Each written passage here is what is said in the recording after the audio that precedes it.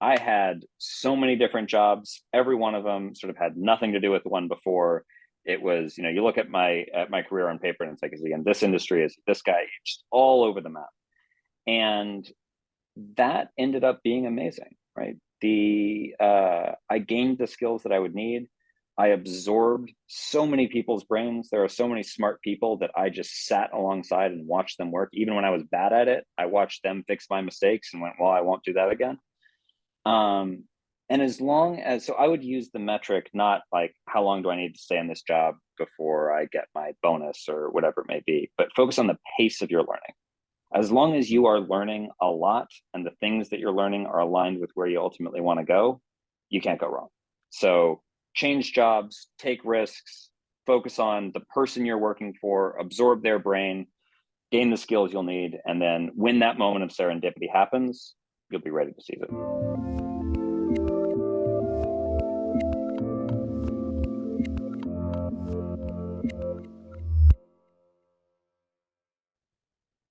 Hey everyone, this is Devin Miller here with another episode of The Inventive Journey. I'm your host, Devin Miller, the serial entrepreneur that's grown several startups into 7 and 8 figure businesses, as well as the founder and CEO of Miller IP Law, where he helps startups and small businesses with their patents and trademarks.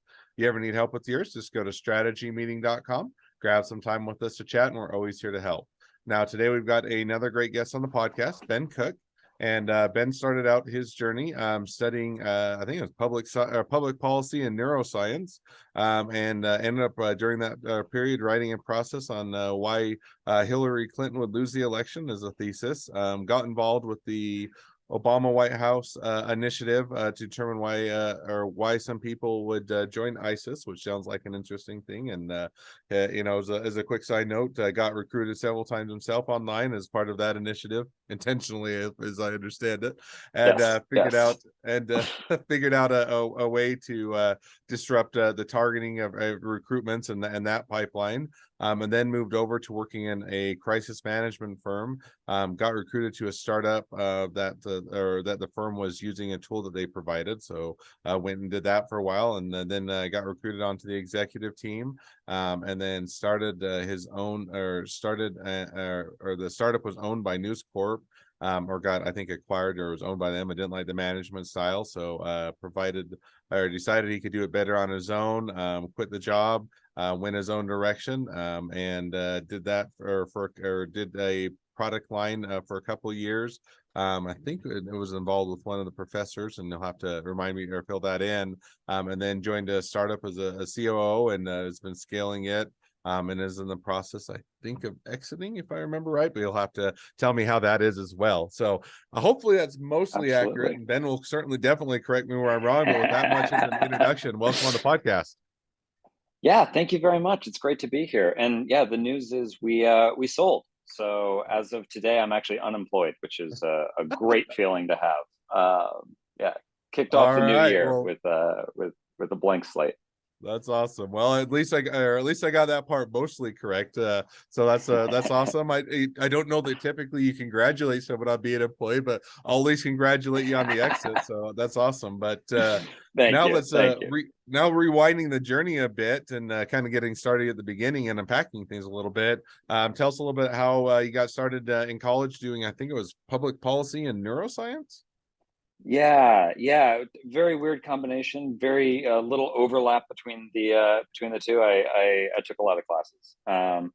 No, I really, in college, my pure mandate was like figure out what I love, what I'm interested in, what I'm good at, and just learn.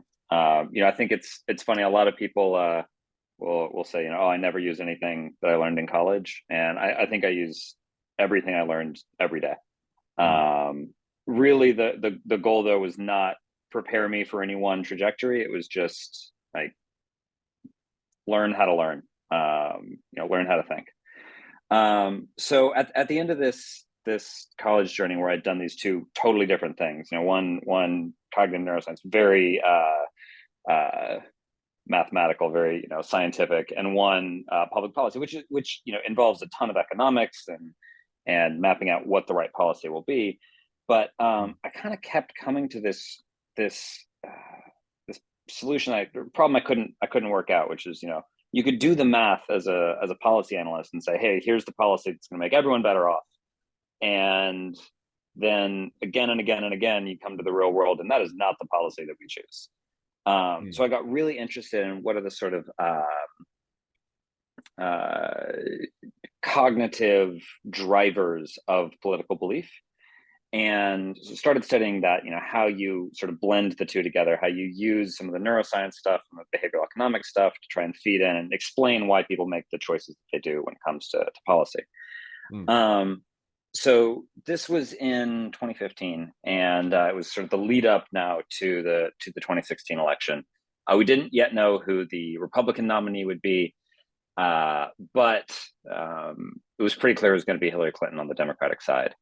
And I just got so curious about her sort of positioning, and ended up sort of, looking at it from this more cognitive behavioral neuroscience lens, and going, man, I don't think she's going to win. And so wrote this whole thesis sort of explaining why, explaining what I thought some of those drivers would be, those things that would be really hard for her to overcome. And yeah, it was on the basis of that I ended up finding this weird after college gig where I was consulting with the Obama White House, trying to disrupt ISIS recruitment, which is pretty much the strangest first job you could possibly have. I remember my grandma saying, like, Ben, can you just like be a doctor or a lawyer, like something I can just explain to my friends? And they're like, I get it. Yes, good. Ben's doing well.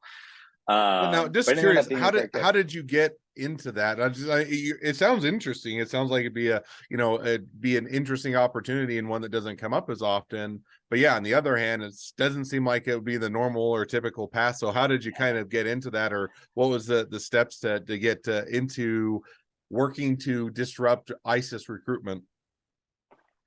Yeah, the way I was thinking about it at the time was that I don't know what I want to do. I was 22. I had no idea what the working world was going to be like.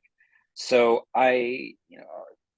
so many of my friends were going into consulting or banking, and these really clearly defined career paths. And yeah, that was enticing for sure. But I think the way I tried to think about it was like, let me find someone who I think is really smart, successful, doing well, working on interesting projects, doing stuff that matters, and just absorb their brain, put myself in a position where I can sit side by side with them, learn how they work, learn how they think, support where I can, but really just my job was to absorb everything about this person as I possibly could. So I met through a sort of chain of intros. I met this woman who was running a boutique consulting agency, doing this work, doing this ISIS work. She actually was a brand strategist, so she came at it from sort of the brand perspective, and I came at it from more of the policy perspective. I understood some of the intricacies of the diplomatic nightmare morass that is the Middle East. So yeah, that was very much my mandate. I was like, I'm going to go there and I'm going to just absorb this person's brain as much as I can. I think I did that pretty quickly. I definitely, I also, you get the good with the bad. I absorbed a lot of great ways to think, and I also learned a lot of lessons about, how I would want to run a company one day. It was a very small team, and just a lot about, culture and how to incentivize people, how to work together to get stuff done. So yeah, I ended up, I got radicalized online about 40 times and sort of reverse engineered the playbook. This is with like dummy accounts. We could pretty quickly start to reverse engineer what's the playbook. When I would say this, I would get an ISIS recruiter in my DMs. If I would say this, they would stop talking to me. If I would say that, they would double down. And you sort of piece together the playbook they were using to radicalize people in the West, recruit them to join ISIS. And then design a whole bunch of strategies to try and disrupt that journey, which is a lot of fun. It was, there were some dark moments where, I'm there and just watching a lot of pretty horrible ISIS content, but really it was excellent training just to really get inside the mindset of the consumer, I guess, the recruit, you're trying to move someone from where they are today to uh, taking a crazy leap, which is join ISIS. And I was just fascinated by how you move someone along that journey, and I think learned a lot about how to, yeah, how to influence people. That does sound pretty interesting. So now, so you do that, and then you come off from that, and sounds like it kind of does sound like it'd be interesting from the figuring out the methodology and the ideology, and yet also terrifying in the sense that that's a very dark place to go. And so you come out of that and you say, okay, we're going to do that. You did that for a period of time, and then what kind of did that just simply wrap up, or did you graduate, or kind of what was the next step in your journey as you continued along? Yeah, so I did that about a year, and at that point, the ISIS project had wound down. Sort of, trying to figure out what I was going to be working on next, and realized that I think it just wasn't a good sort of cultural fit with that. It was a very small team, again, really organized around this founder, and I sort of felt like I had absorbed what I wanted to absorb. So I left that job, and I remember just sort of sitting there and thinking to myself, like, what am I good at? Okay, I've learned this thing, but have I learned what it is that I'm really good at? And the way this is a real story is that I was literally clipping my nails. I was living in Brooklyn. I was sitting on the roof looking at the Manhattan skyline in Williamsburg, unemployed, being like, I don't know what I'm good at. What should I do? And I had this moment where I was like, well, I'm pretty good under pressure. I think that say whatever else you will, but I'm good in a crisis. And so I literally then finished clipping my nails, walked downstairs, and Googled crisis management, and threw in a resume and got a call back. And it ended up being just phenomenally good training. There's really nothing like a crisis to reveal the flaws in your strategy, the personnel problems on the executive teams. I would be there as a 23-year-old in the room with a Fortune 500 CEO as his business is falling apart around them, and sweating and yelling at this person, yelling at this person. You see the dynamics where CEO and CFO go in a corner and make all those decisions, and everyone else is there going, I don't know what they're going to do. It Mm. was phenomenal. Just having that front row seat to those make or break moments was a really, really, really great training for me. At the same time, it's a consulting model, right? And the whole way a consulting agency makes money is that you have junior talent who does a whole bunch of work and bills at a huge multiple of the amount they're getting. So I pretty quickly realized that if I wanted to do more than just execute the work and make someone else rich, a mentor of mine said, you got to pay attention to which side your bread is buttered on. He's Australian, so a little colorful analogy, but the idea is, pay attention to the part of the business that makes money. And if you are aligned with the part of the business that's making money, you're going to be in a much better position. Pay attention to the side of the bread that's got the butter. So from there, I started working more and more and more on new business for the agency, figuring out how to win customers and how to align the capabilities of the agency with the needs of the customers. Ended up getting kind of internally poached away to a more agency-wide strategy position. And that's where I started using these more interesting tools that were being developed, particularly to monitor social media conversation, and came across this startup. Yeah, and I think just one note you hit on, I think that's a truism, because it's the same thing in the legal industry, right? And legal industry, you typically will call them rainmakers, right? So it's Yeah. always, hey, is a managing, or there's posts and people that always say all the time that who runs a firm, it's not the managing partner, it's a rainmaker, because the people that are making the money are going to be the ones that have the greatest influence on the business. Doesn't matter who's the boss or who's in charge, because if the rainmakers leave or they're not happy, the business doesn't do well. And so I think that aligning that definitely makes sense. And so now you're doing that, align that, adjust that or shift that alignment a bit, doing that for a bit. And then you said, you working with one of the startups that had an interesting or unique kind of tool for social media monitoring or those type of things. So how did you decide just to make the leap and go work for them, or you kind of mentioned they recruited you, but kind of how did that transition go, and how did you decide, hey, I'm going to go in that direction? Yeah. Well, so again, I've been in this sort of strategy role about a year, and I had amazing mentors there as well. Still, just trying to absorb the brains. I kept thinking about what are, I don't know what I want to do long term, but what are the skills that I'm going to need to develop when I get there. Um, Again, maybe I'll start a company. I don't know. I don't have any idea. I don't have any idea what I'm doing, but I know that to get there, I'll need to learn this. To get there, I'll need to learn that. Mhm. So I was sitting there. I was kept using the tools of this one startup in particular that really went above and beyond sort of social media monitoring to do some really interesting, complex analysis on social media data, pull out like actual actionable business insights. And I just thought they were so cool. And then out of the blue, a recruiter from that startup reached out to me. They said they were really looking for someone who understood their customers, like what their customers needed, and I was one of their customers and had the strategy position. So they brought me in, um, uh, and it ended up being a really great place for me to land because among all the other people at the startup, I was sort of the one who uniquely understood things from the customer's perspective.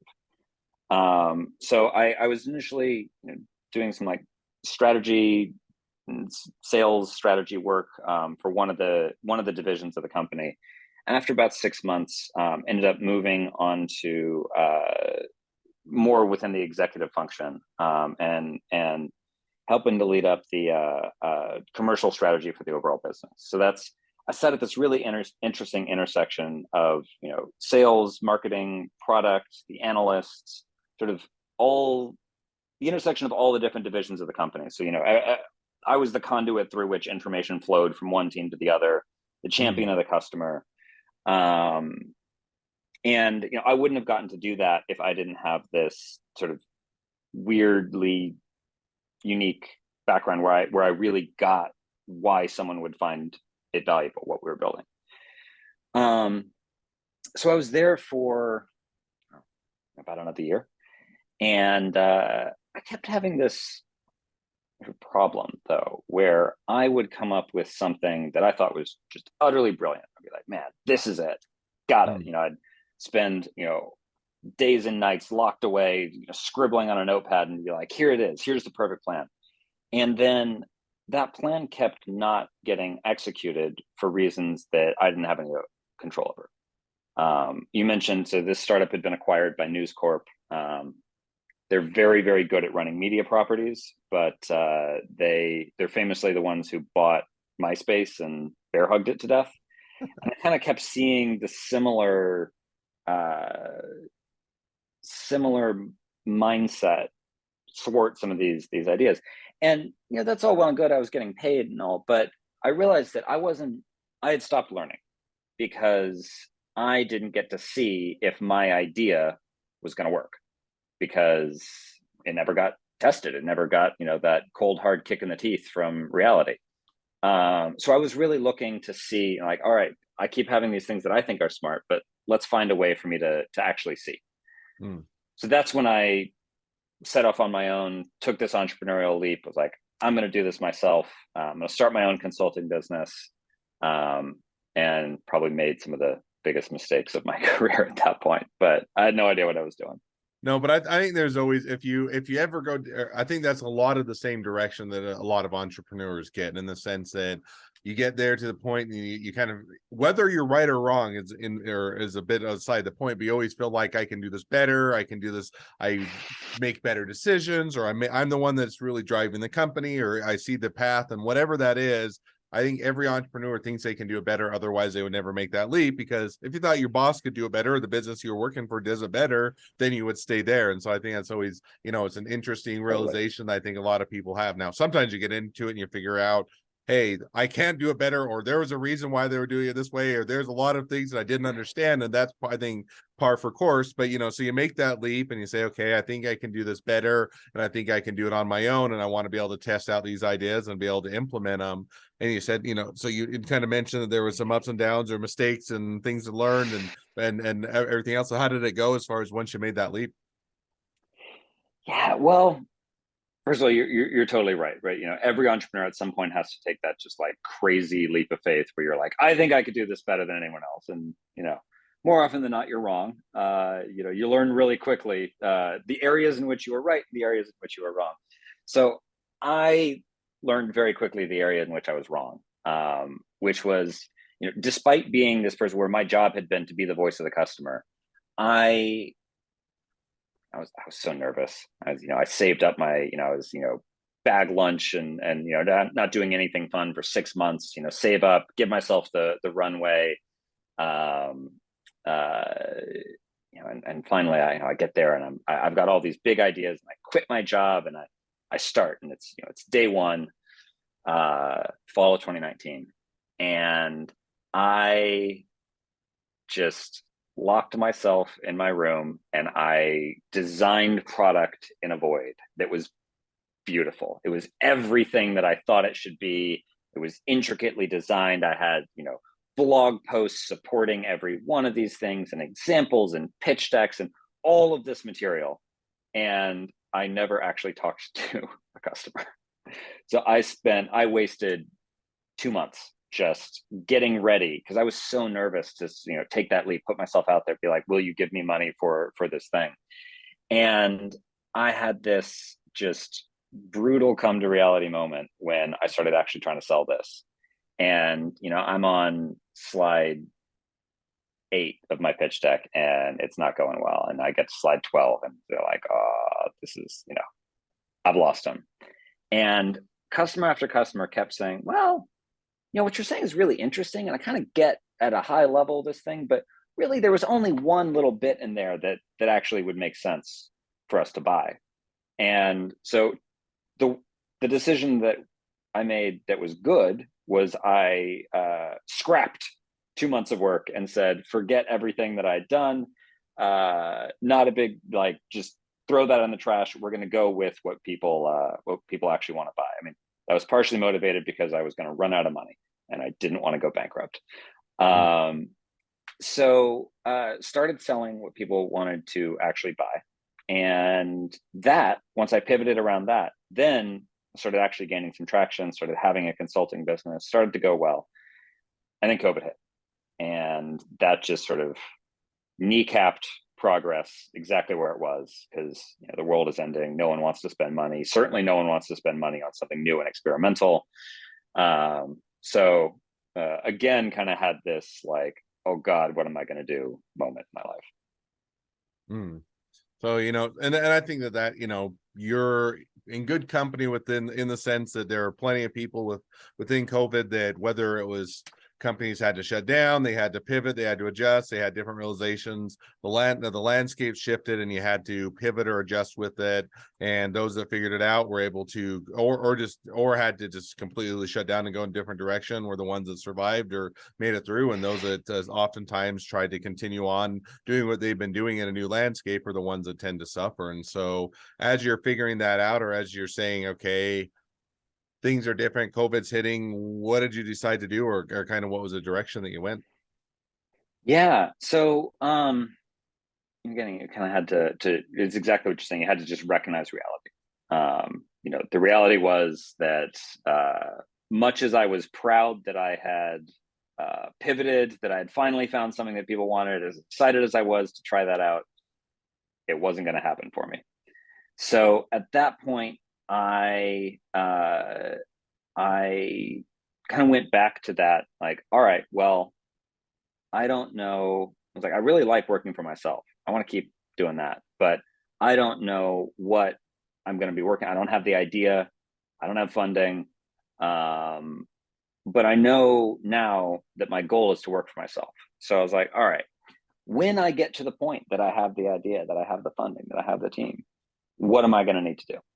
And I went back to that.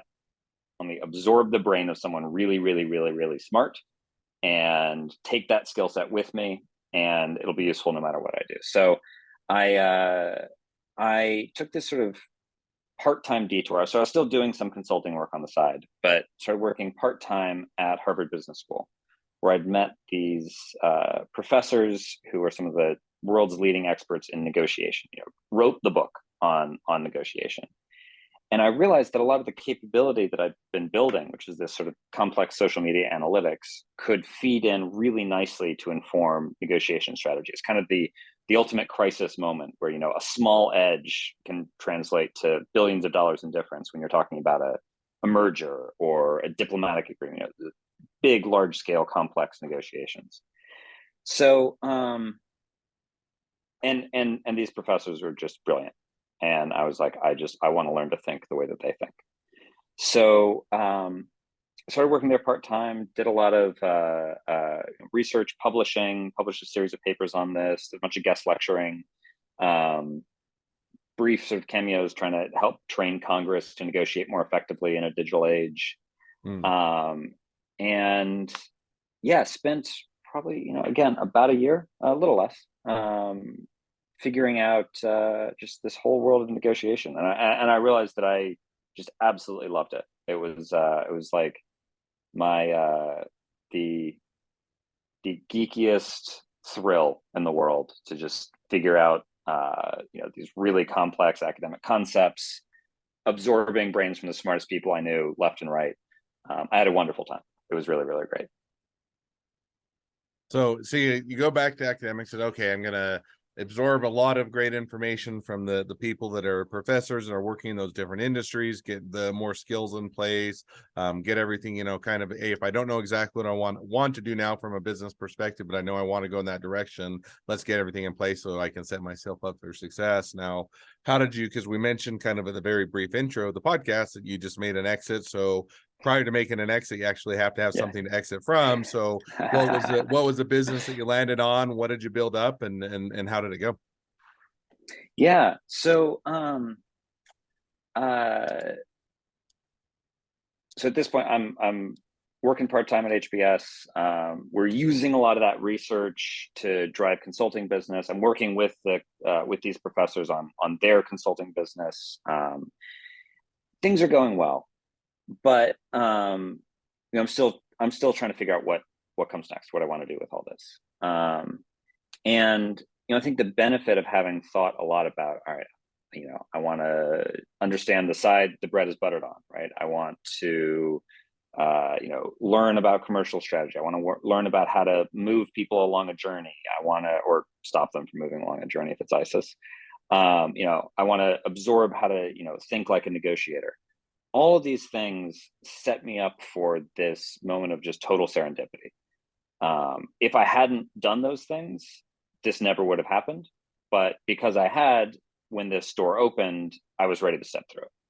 So what happened was one of the professors I was working with, this guy, David Lax, like one of the best negotiators in the world, had been involved with setting up a startup about 3 years previously. And that startup's mission was to help people negotiate their salary. So basically, 2/3 of people don't negotiate salary, and 100% of employers lowball you on the first offer. So just in the delta between what everyone, you know, what workers accept and what employers might pay, workers leave about $188 billion on the table annually. So and that is vastly disproportionate by gender, by race. It's a big part of the we say behind the pay gap is this sort of hidden negotiation gap. So this professor had been involved with starting this company. They'd raised venture money, and their vision for solving this problem was they were going to build this sort of AI-powered chatbot that was going to work with people hand in hand, sort of like ChatGPT, right? Where, you know, you describe your scenario, it spits out an email, you send that email to the recruiter responds back, you tell it what the recruiter said, and, you know, branching possibilities. And the initial founder, who's a brilliant engineer, like 3 engineering degrees from Stanford, and a great product lead, had really wanted to solve this problem with a technical solution. So she had spent about 3 years and about $1 million building this AI-powered negotiation bot. And the thing that was crazy is it worked. So if someone would use it, it would get them about $20,000 extra on average. Phenomenal. We could not give it away for free. We were literally paying salespeople to try and go give it to organizations that would use it for free just to try to get it in users' hands. No one was willing to trust this AI bot with something as sensitive and personal and important as salary. So we just, we had this thing that would create all this value if people would only use it, couldn't figure out how to get people to use it. And so this professor sort of came to me and was like, I want to introduce, you have a background in commercial strategy, right? I was like, yeah, yeah. And he's like, and negotiation. I was like, yeah, yeah. He's like, I want to introduce you to the startup. Maybe you'll be able to help them figure out some way to turn this machine that can earn someone $20,000 into a business. So I started meeting with them, and just got so hooked by that problem. Like, how do you have this thing that can make tens of thousands of dollars and people won't even pay? They won't even use it. So I just sort of couldn't stop thinking about the problem. And I was like, there's got to be a way to solve this. So started consulting for them originally. And then they were like, okay, this is, you seem like you're onto something here. They brought me on originally as COO. And I figured out a pivot to the product where basically all we did was we put a human face in front of the tech. And so we had this network of recruiters, these people who've been on the other side of the table for a salary conversation for a decade, and used them to do, basically it was a therapy session. Someone would come in and they'd want to, talk all about how nervous they were, how they don't want to be greedy, but they need more money because they're trying to send their kid to college or whatever it may be. Do that therapy session, take notes, spit it into the machine spits out the strategy. People loved it. So at that point, we started to make money for the first time in 3 years because people were willing to pay for this sort of this coaching, this tech-enabled coaching service. And so that was about 10 weeks into my tenure as COO. And at that point, it was pretty clear that like this was the direction that the business needed to go. And so the engineer CEO realized, let Ben run with this. She stepped aside. The board named me CEO. And we ended up scaling that from 0 to $1 million in run rate within about 6 months, which is a wild ride in itself, but very much a, yeah, That's right awesome. place at the right time, but I'd been prepared for it. No, then I think that's always kind of sometimes the things that people want to overlook is that, the overnight success is 10 years in the making and all the work that goes into it and the experience and setting it up and having the skill sets. And then you sometimes will get that what appears to be a quick win, but it's really because you put in a lot of the time and effort behind the scenes that people often don't see. So now, as we're kind of catching towards the present day of the journey, and also wrapping towards the end of the episode, catch us up. So you just made the exit. What's next? What do you anticipate doing, or what's the next step for you? Yeah. So we ended up doing about 5,000 users, which is about $100 million in incremental salary that we got for people. Realized though that we'd sort of built this engine that could attract customers. Everyone feels the pain point about negotiation. It was profitable on the first transaction, but there wasn't a way for us to keep people engaged. And so we were like, either we can raise a bunch of money and build that, or we can partner with someone who's already built that. And so we ended up, selling to another HR tech startup that's helps people throughout their career journey. And we're basically just a customer acquisition engine for them. Sold the thing at 3:58 p.m. on December 30th. So right before the end of your deadline. And it's really funny when you make the decision, like, okay, we're going to sell this company. Your job changes so much as CEO. You're no longer building, you're no longer growing, you're no longer scaling, you're just packaging up for someone else. And that's lucrative work for sure. I did it, I enjoyed it, but it didn't hook me the way that figuring out how to scale the business did. And so I don't know exactly what it's going to be next, but I'm addicted. It is the highest highs and the lowest lows, often within 30 minutes of each other. And I can't get enough. The adrenaline rush, anything else I would do would be boring at this point. So back in the saddle. Well, sounds like it'll be a fun journey, figuring out the next thing that will be coming up for you. And it was great that you're able to make an exit right in time for the end of the new year. So, well, now as we kind of reach the present day of your journey, and even looking a little bit to maybe where you're headed in the future, great time to transition to the two questions I always ask at the end of each episode. So we'll jump to those now. So the first question I always ask is, along your journey, what was the worst business decision you ever made, and what'd you learn from it? I love this question so much. Everyone always, oh, what was that genius moment, right? And no, life is not about genius moments, but boy, I can tell you some bad ones. I think the worst decision I ever made was that first one I ever made when I set off on the entrepreneurial journey. I was this is when I initially broke free from the startup where I'd been in commercial strategy, and I was like, I'm going to do it all on my own, and just worked in a vacuum, did not talk to customers, burned so much time and energy and effort just talking to myself. The truth is, I was just nervous, and understandable that I was nervous, but you know, it's a nerve-wracking journey. So the sooner you can start getting used to having reality kick you in the teeth, the better. The less time and energy and effort you'll burn. And yeah, that is a lesson I learned very, very, very painfully, very much the hard way. It was yeah, one a mistake I will not make again. No, and I think that's, I think everybody hears that and think, oh, I'll never make that mistake. I'll get customer or client feedback.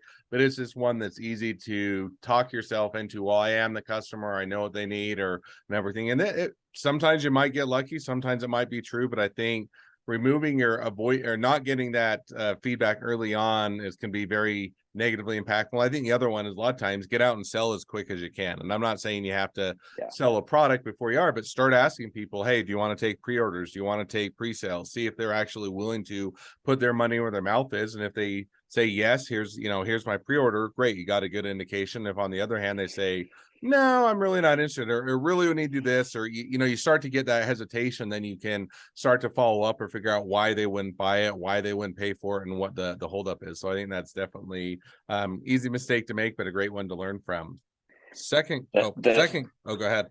The the thing with that is, yeah, everyone says they won't make that mistake.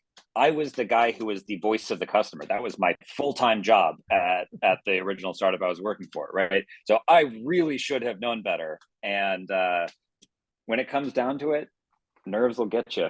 Yeah, you gotta get outside of the room, outside of your own four walls, start talking to people. Absolutely agree with you. Second question now I always ask is, if you're talking to somebody that's just getting into a startup or a small business, what would be the one piece of advice you give them? Yeah, I thought about this a lot. I think uh,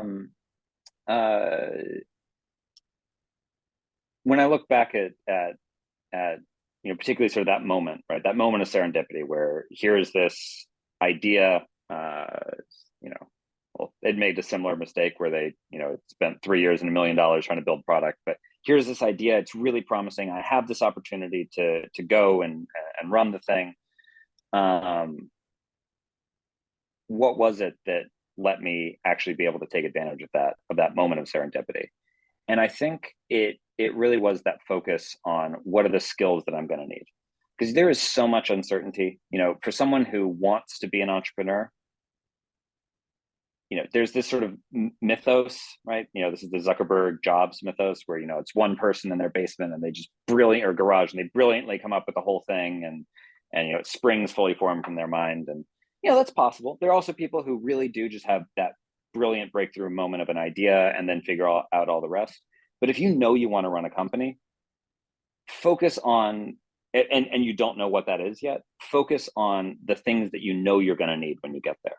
So tangibly, I think that means changing jobs a lot. I had so many different jobs. Every one of them sort of had nothing to do with the one before. It was, you look at my career on paper and it's like, again, this industry is, and that ended up being amazing, right? I gained the skills that I would need. I absorbed so many people's brains. There are so many smart people that I just sat alongside and watched them work. Even when I was bad at it, I watched them fix my mistakes and went, well, I won't do that again. Um, and as long as, so I would use the metric, not like how long do I need to stay in this job before I get my bonus or whatever it may be, but focus on the pace of your learning. As long as you are learning a lot and the things that you're learning are aligned with where you ultimately want to go, you can't go wrong. So change jobs, take risks, focus on the person you're working for, absorb their brain, gain the skills you'll need, and then when that moment of serendipity happens, you'll be ready to seize it. Awesome. Well, I think that's definitely a great takeaway and some great piece of advice. So, well, now as we wrap up the episode, if people want to reach out to you, they want to be a customer, they want to be a client, they want to be an employee, they want to be an investor, they want to be your next best friend for your next adventure, since you just made your exit on this one. But what's the best way to reach out to you, contact you, find out more? Yeah. Well, I would have said Riva if we talked a week ago, but no, I got a website, benwcook.com. I'm on LinkedIn. I'm easy to find. There are a lot of Ben Cooks, but if you look for Ben Cook in negotiation or Riva, RIVA, I'll be there.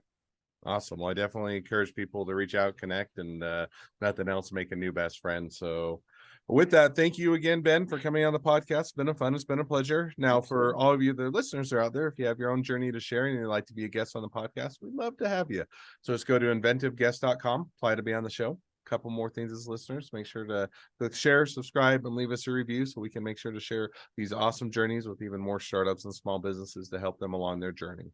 And with that, if you ever need help with your journey, along your journey with patents, trademarks, or anything else to start up your small business, just go to strategymeeting.com, grab some time with us to chat, and we're always here to help. Well, thank you again, Ben, for coming on the podcast, and wish the next leg of your journey even better than the last. Thank you. Thank you. Have a great day. Thanks for having me on.